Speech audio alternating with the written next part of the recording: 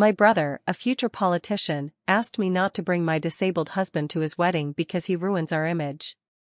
I don't know how to say no.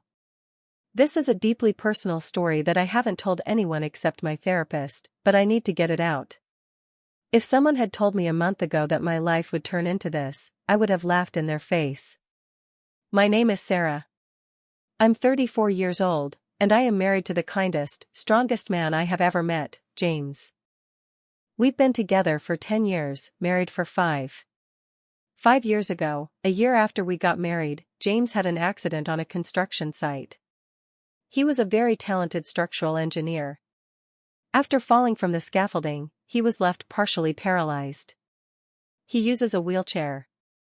Our life changed, that's no secret. Physically, emotionally, financially. But our love hasn't changed, and I always told myself that difficulties only make us stronger.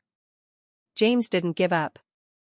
He retrained as a web designer, works from home, and has his own small firm. He earns enough for us, and he is always smiling. He is my hero. I have an older brother, Michael. He is 38. Michael has always been the golden child in our family, ambitious, flawless, and success-driven. After college, he went into law, and now he is actively building a political career. He is running for the local council, and everyone says this is just the beginning. Our parents, especially Mom, simply adore him. They see him as their untainted ideal. The wedding between Michael and his fiancée Emily was scheduled for the end of this month. Emily comes from a very wealthy and influential family, which only strengthens his political position. The wedding was supposed to be incredible, with hundreds of guests, the press, and important people. It's not just a celebration, it's an event, a political and social statement. I received the invitation in the mail 3 weeks ago. It was very formal, with gold embossing, and addressed to Miss Sarah Campbell and Mr. James Campbell. I was thrilled. I know Michael is stressed out from the campaign, but I always thought family was family. I immediately showed the invitation to James. He smiled and said, "Well, time to get out the formal suit, Mrs. Campbell." The problems started a few days later when Michael called me. It wasn't a normal friendly chat, but a cold, businesslike tone that he often uses now. He asked about my dress, how I was doing, and then abruptly got to the point. He said he needed to discuss something about the wedding. It's a very delicate matter. He started vaguely, talking about how important this wedding is for his career, how many journalists will be there, and that everything must go perfectly, without any awkwardness. He mentioned that Emily's family is very conservative and pays attention to every detail. I could already feel where he was going, and my stomach started twisting. Finally, he blurted it out. "Sarah, listen, you are very dear to me, you are my sister, but..." He paused, sighed, "But I don't think you should come with James. Well, you understand. It will be very inconvenient with him. I don't want the press or Emily's family to see anything that might put me at a disadvantage. His wheelchair, all those stairs, it just ruins the image we are trying to create. The family image." At that moment, I stopped hearing his voice. I was holding the phone, and the world just stopped. My own brother had just told me that my husband, the man who went through hell and came back, is a disgrace to his political career. My husband ruins the family image. It was such a punch that I couldn't breathe. I couldn't answer him. I just managed to say, "I need to think about it, Michael," and hung up. My hands were shaking. James was sitting in the next room working, his favorite jazz music playing softly. He looked so calm, so strong. I looked at him and felt something inside me break. It's been 2 weeks since then. The wedding is in 2 weeks. Michael didn't call, he just sent me a text message, "I hope you understand. It's not personal, it's just business." My parents, of course, are on Michael's side. Mom called yesterday and said, "Dear, Michael is going through a lot right now, he is building a future. Just come alone, show that you support him. It's only one evening." I am facing a choice that is tearing me apart. On one side, my brother, my family, and the duty they impose on me. On the other, my husband, my love, and my self-respect. If I go alone, I will betray James in the worst way. If I don't go, I might ruin my relationship with my brother and parents forever. But the worst part is, I still haven't told James. I don't know how to tell him that he is not worthy of being next to me at my brother's wedding. I look at him, and I feel like I am holding a bomb that is about to explode. I told my brother I needed time, but every day I don't tell James why I'm quiet. The guilt feels like a physical weight. The clock is ticking faster than I ever thought possible. 2 weeks. That's all the time I had left to decide, and more importantly, to figure out how to look James in the eye. I didn't tell him about Michael's call. I couldn't. Every time I tried to form the words, they felt like shards of glass in my throat. How do you tell the person you promised to cherish, in sickness and in health, that your own flesh and blood considers him a liability? I started sleeping poorly that week. James noticed, of course. He's sharp, and he reads my moods better than anyone. One evening, he wheeled into the kitchen while I was microwaving my dinner. I'd skipped cooking lately, and he just watched me for a moment. "Sarah," he said softly. "You've been staring at that wall for 3 minutes. What's going on? Is it the job? Are the bills piling up again?" I forced a smile that felt plastic and turned around, holding the hot plate too tightly. "No, honey, everything is fine. Just stressed about work. You know how it is. Deadlines." He didn't press, which is James's way of showing trust, but the look in his eyes held concern. It wasn't the kind of look that said, "I believe you." It was the look that said, "I know you're lying, but I'll wait until you're ready." That silent patience was worse than any interrogation. It just piled on the guilt, making the secret feel heavier. I started actively avoiding conversations about the wedding. When Michael's invitation was still on the fridge, I took it down, claiming it was tacky and didn't match the kitchen aesthetic. James just laughed, saying, "Typical Michael, everything has to be gold-plated." He had no idea how ironic that comment was. He even started planning our weekend getaway for the week after the wedding, saying we deserved a break after all the forced family fun we'd have to endure. Every time he mentioned the wedding, a cold wave of dread washed over me. My focus shifted to my parents. They were the key supporting pillar for Michael's warped vision of family image. Mom called me almost daily, not to ask how I was, but to give me updates on the seating arrangements and to deliver veiled warnings. "You know, Sarah, the reception hall is very tight," she'd say, her voice overly casual. "It's going to be crowded with all those important people. You really should think about how much space you'll take up." Or, "The photographers are going to be everywhere, getting candid shots for the political campaign materials. We need everyone looking their absolute best, darling." It was a systematic, calculated campaign to isolate me and justify Michael's demand without him having to repeat it. They knew I was struggling. They knew I loved James. But they prioritized the optics, the image of their politically ascending son, over my happiness and my husband's dignity. One afternoon, I drove to the gym. I hadn't been in months, but I felt this physical need to exhaust myself, to push the emotional weight out through sheer effort. While I was on the treadmill, staring blankly at the TV screen showing a news report about Michael's campaign, I saw his face. Clean-cut, smiling, talking about family values and community support. He was a complete fraud. The hypocrisy made me feel sick right there in the middle of the gym. I got off the machine, dizzy, and went to the locker room. I pulled out my phone and scrolled through old photos. I found one from 5 years ago, taken just before James's accident. He was standing on a mountain peak we'd climbed, his arms wide open, the sun blinding behind him. He looked like pure freedom. Then I looked at a recent picture. James, sitting at his desk, focused on his monitor, his strong arms helping him maneuver the chair. He's still strong, still free in spirit, but physically trapped. And now, he was being treated like a piece of damaged goods by his own family. That comparison, that brutal timeline of how quickly life can change, brought the tears I'd been holding back for 2 weeks. I realized my biggest fear wasn't offending Michael or my parents. My biggest fear was what James would think of me once he knew. If I didn't tell him soon, I was going to lose him, not to a tragic accident, but to a slow, corrosive erosion of trust. I thought about the money. Michael is doing well, but James and I are not wealthy.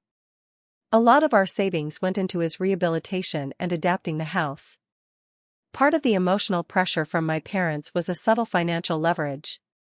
My father often helps us with unexpected bills, calling it a loan that we should be grateful for. That gratitude, they implied, meant compliance.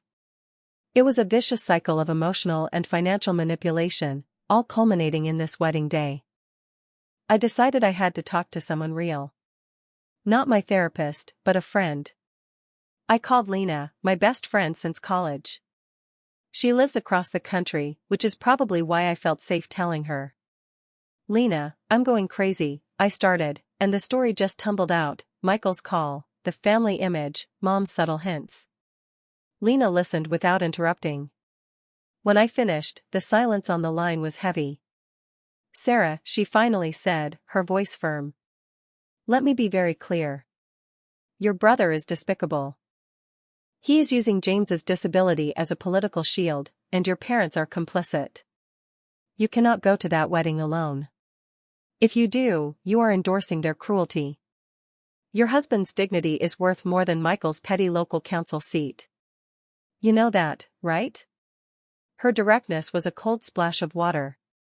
She was right. I knew it.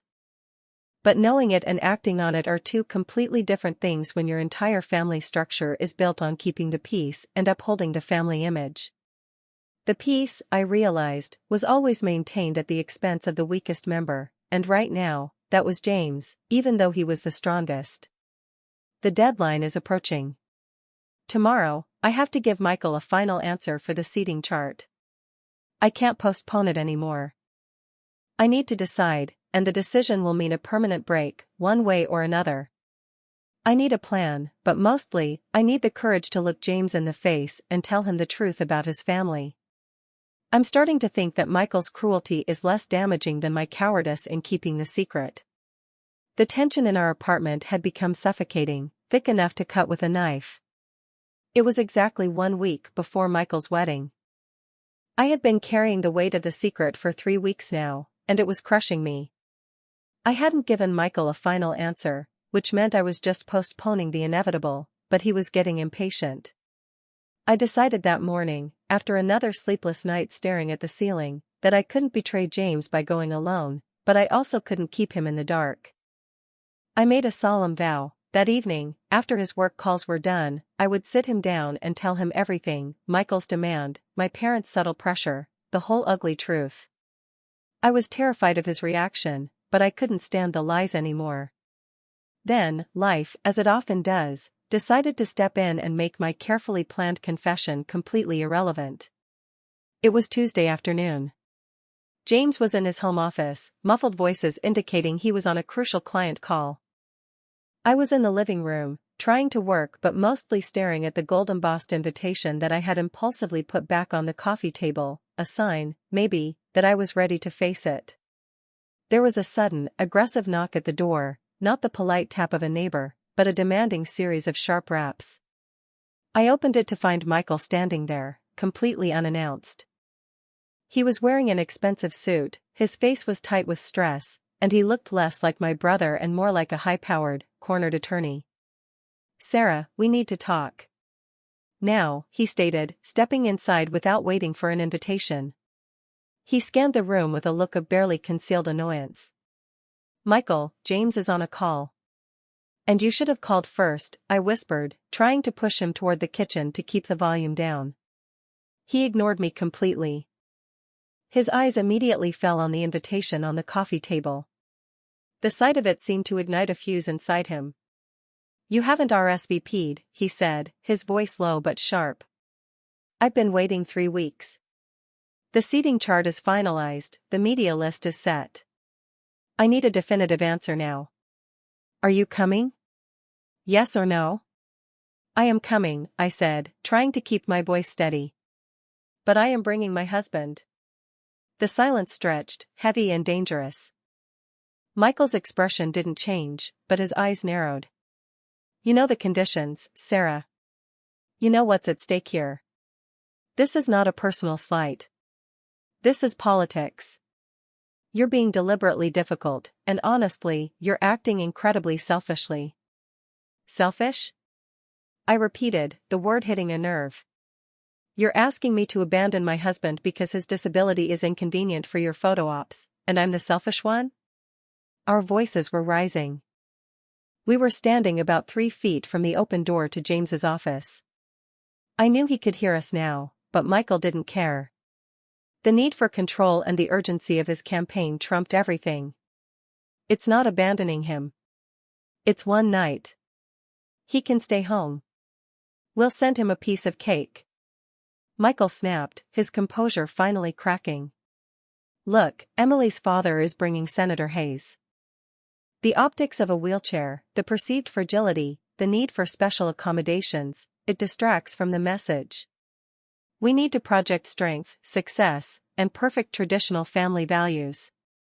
James, he just doesn't fit the narrative right now. It was a cold, brutal statement, stripped of all the delicate language he had used on the phone. And it was all happening just a few feet from James. Suddenly, James's office door swung open. He was in his chair, his face unreadable, completely neutral.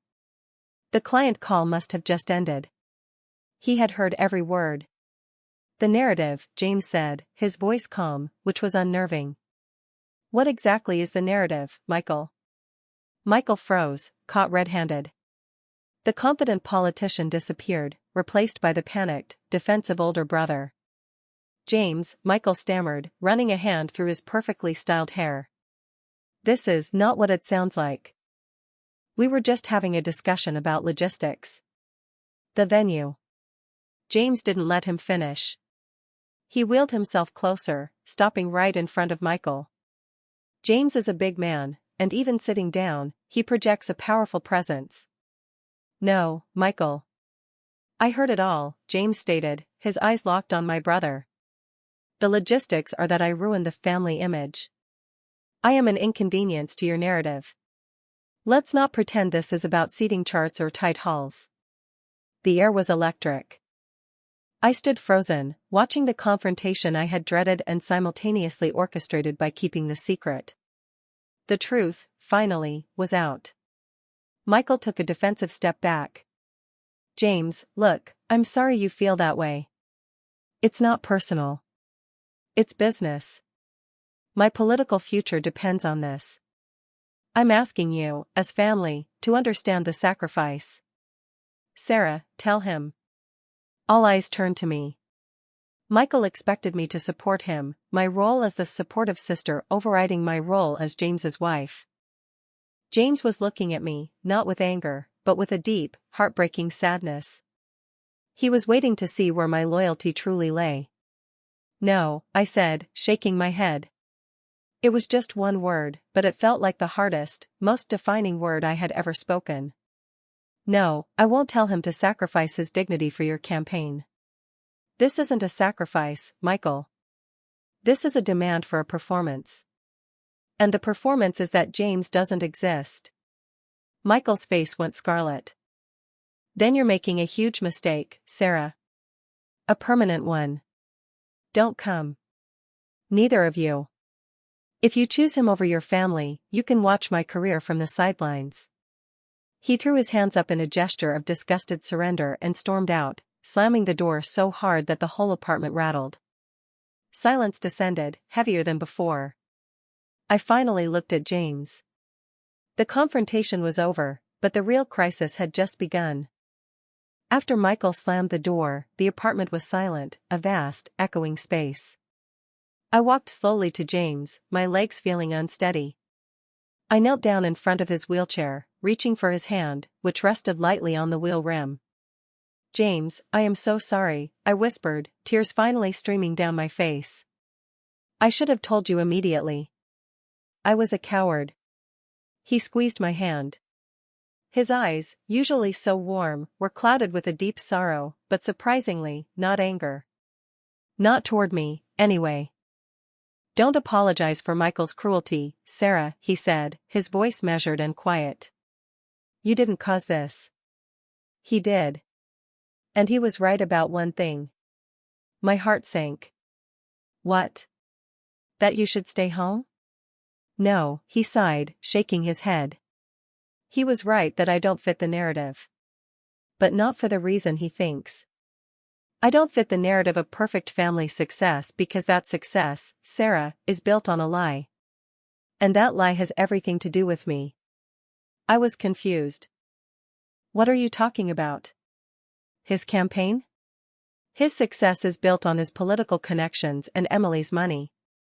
James gave me a look that was both weary and resolute. He leaned forward, his voice dropping almost to a confession. It's about the loans, Sarah. Your father's help. Remember 5 years ago, right after the accident, when we were drowning in medical bills, and your father stepped in with that huge amount, the one he keeps calling a loan that we have to be grateful for? Of course, I remember. It saved us, James. It was substantial, I said, feeling defensive about my father for a split second, even after everything. It didn't save us, Sarah. It indebted us, literally and metaphorically, James corrected me gently. But the problem is, that money wasn't from your father's business funds. That money was mine. I blinked. Yours? What do you mean? The life insurance policy, he explained, watching my face carefully. When I was an engineer, I had a massive policy, specifically a rider for catastrophic injury. It paid out a substantial lump sum right after the settlement. Enough to clear all the immediate bills and then some. Enough to adapt the house. It was our money. I felt a cold wave run through me. Then why did Dad handle it? And why did he call it a loan?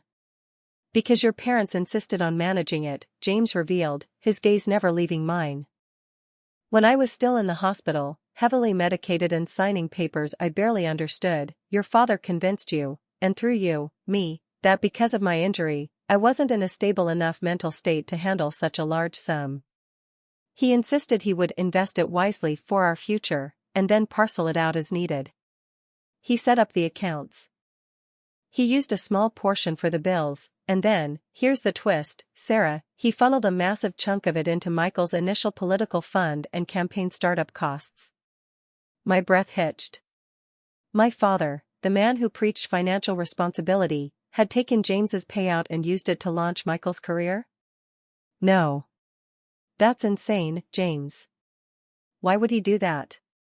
And why would you let him call it a loan? I asked, my voice barely a whisper. Because they offered a bargain, James said, his eyes now hard with the memory. They knew I couldn't fight them from a hospital bed. They promised me that if I allowed them to control the funds and use part of the capital for Michael, calling it a loan from them to us, they would take care of all the remaining logistics, the house modifications, the continuous medical bills that insurance didn't cover, for the rest of our lives.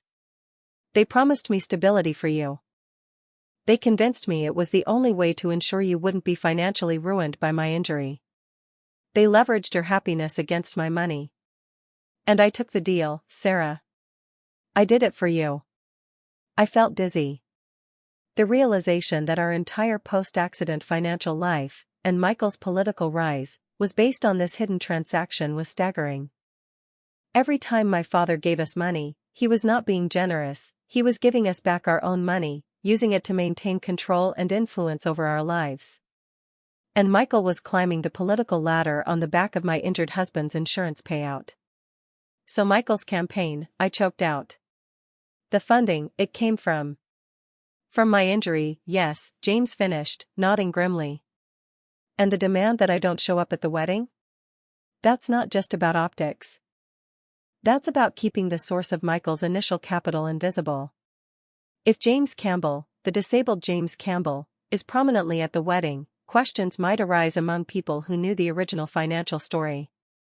It protects the image, but more importantly, it protects the secret. I stood up, shaking off the shock.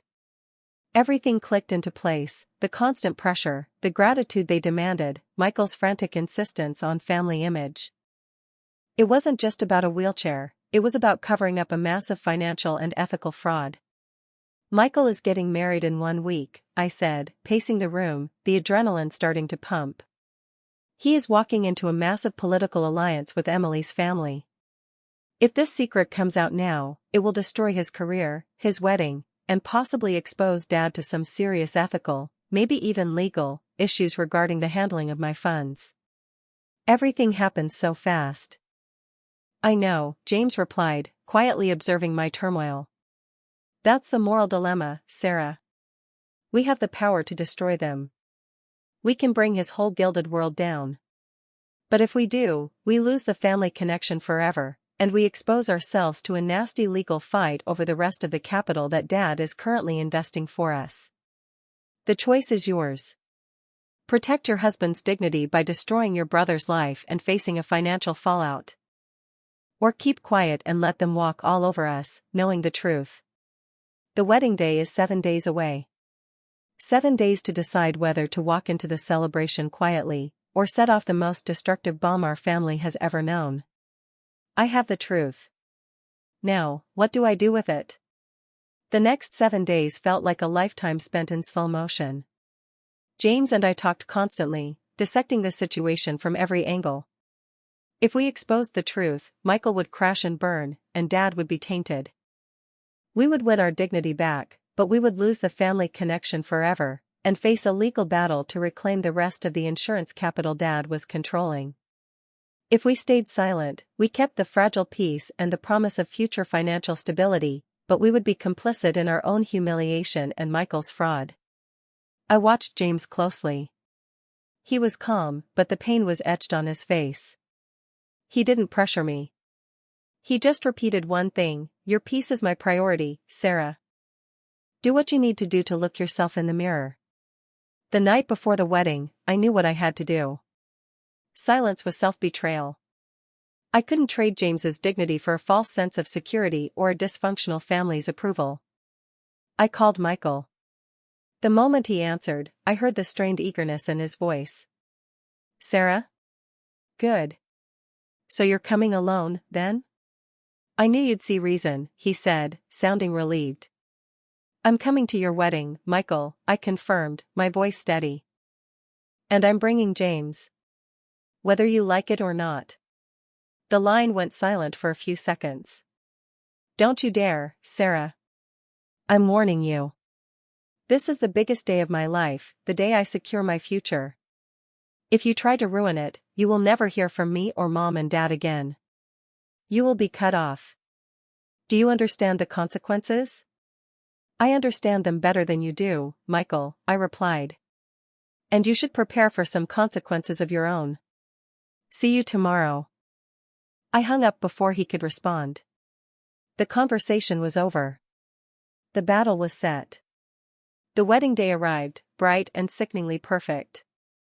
James and I dressed in our best.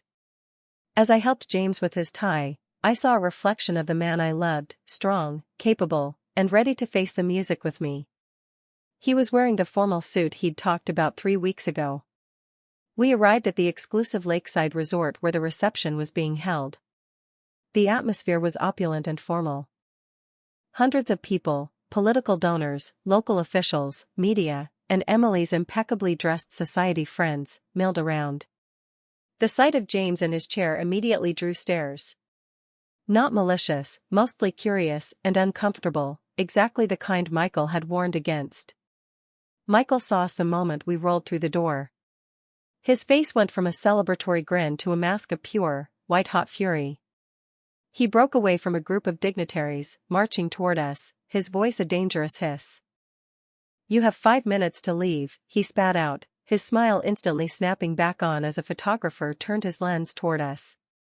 You've ruined this, Sarah. You have no idea what you've just cost me.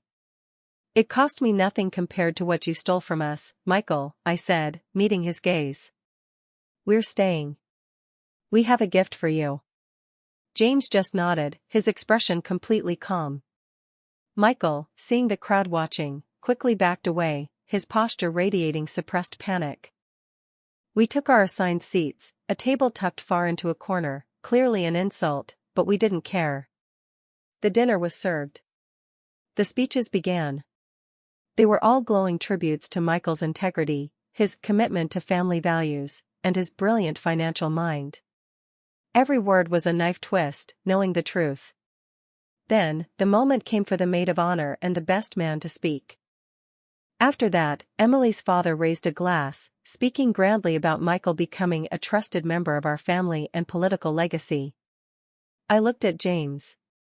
He gave me a slight, encouraging nod. I stood up. My parents, sitting at the head table, saw me and instantly looked horrified. My father made a chopping motion with his hand, silently ordering me to sit down. Michael was rigid, his eyes boring into me with a desperate, silent threat. I ignored them all. I picked up a spoon and tapped the side of my champagne glass. Ping. Ping. The sound cut through the murmuring crowd. Slowly, hundreds of eyes turned to me. I held my glass up. "I'd like to propose a toast," I said, my voice clear and steady, amplified slightly by the acoustics. "To the groom, Michael, and his beautiful bride, Emily." I waited for the polite applause to die down. "I wish you both every success in your marriage and in Michael's exciting political career. Michael has always valued image and success above all else. He is a man who understands that in politics, every dollar counts, and every source of funding is crucial." I paused, scanning the room, making eye contact with the reporters taking notes. Michael was pale, his hand gripping the tablecloth. "And speaking of funding," I continued, feeling the adrenaline and the weight of my decision settle. "Michael, I'd like to thank you and Dad for your incredible support to my husband, James, during his recovery. It's hard to rebuild a life after an accident, and it's especially hard when a large insurance payout is initially complicated to manage. We are eternally grateful that you stepped in to control James's injury settlement funds that were later used to launch this very promising political campaign."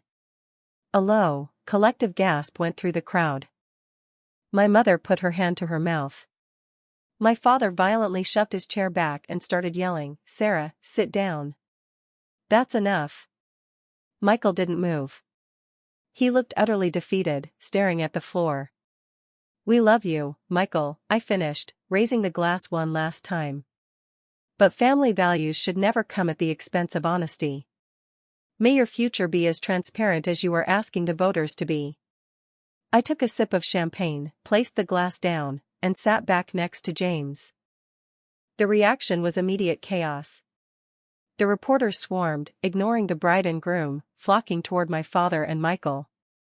My mother rushed over, sobbing, screaming that I had destroyed the family. My father was shouting denials, his face purple with rage, threatening me with lawsuits and demanding I retract the statement. James simply put his arm around me. "That's it, Sarah," he murmured. "It's done. Let's go." We didn't look back.